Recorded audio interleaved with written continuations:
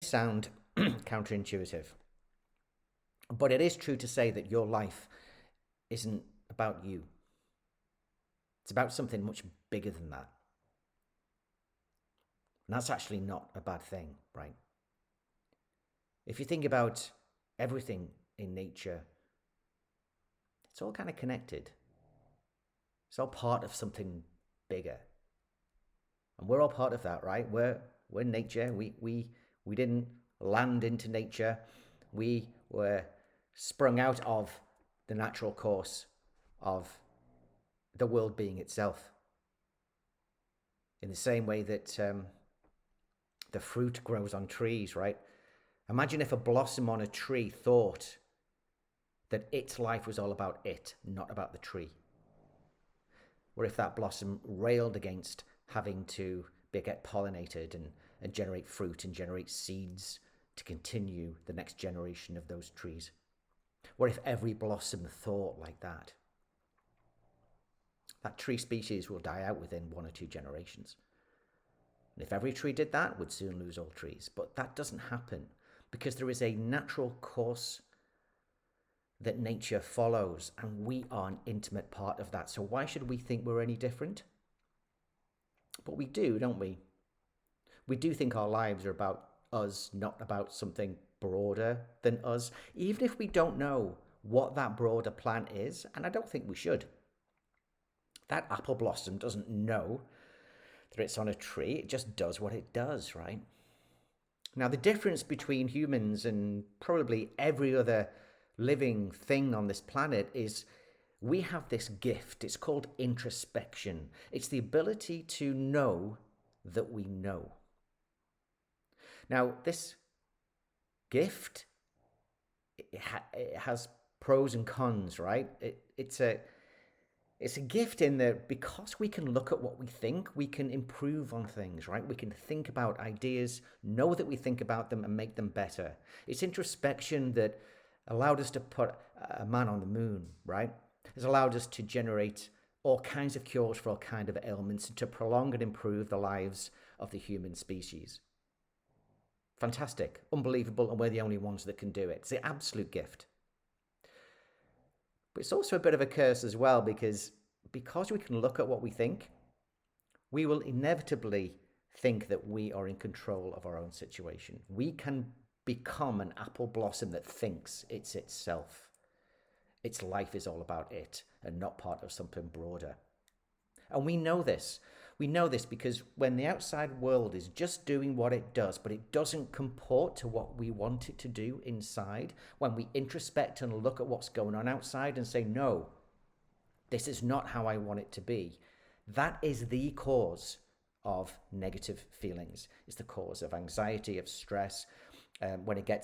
When that delta between expectation and reality becomes huge, that can become depression. It can become a vicious cycle, reinforcing itself because we introspect that we introspect that we introspect.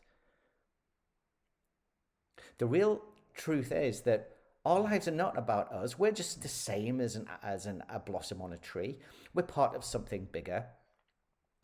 But we all tend to think that we're in control.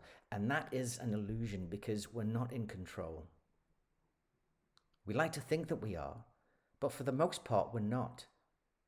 And when life doesn't go our way, our thoughts, our ego tend to rail against that and cause negativity. So what if we just started thinking, you know what? I'm going to loosen my grip on the control that I think I have on the outside world. Because the reality that we live in is based on 3 factors, right? What's happened in the past, what's happening now, and what's going to happen in the future. What's happened in the past is gone. It's gone. It's just a memory that we remember right now in this moment. The future is just a series of imaginary what ifs, typically negative, that haven't happened yet. So they can't possibly exist.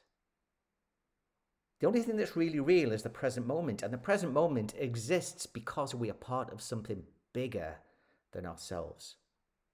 Now, that's not to say that we just surrender, give up, and say, oh, okay, I'm just going to let nature do its thing.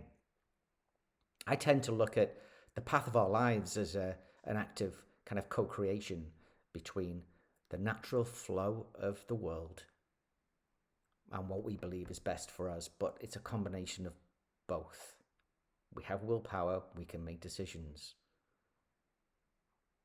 But ultimately, if we look back on the path of our lives, there has been a direction, there has been a journey. And most of the time, we don't know what that journey is or where it's going to go to. Sometimes some of us do feel this pull to go in a certain direction, and that is great. When you get that, that's the pull of the blossom to become a fruit. So just think about this idea that our lives are not necessarily about us. It can relieve a massive amount of pressure. We're not carrying the weight of the world on our shoulders. We think we are, but honestly, truly, we're not. We just think we are.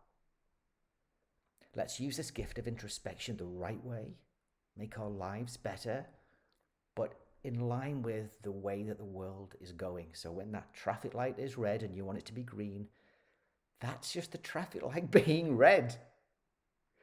You want it to be green, and that difference causes, for a moment, a bit of stress.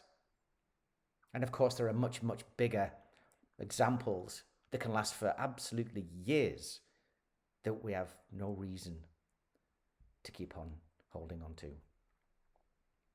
So let that sit for a while. Your life is not about you. It's about something bigger than you. And let's try and reduce that delta between inside and out.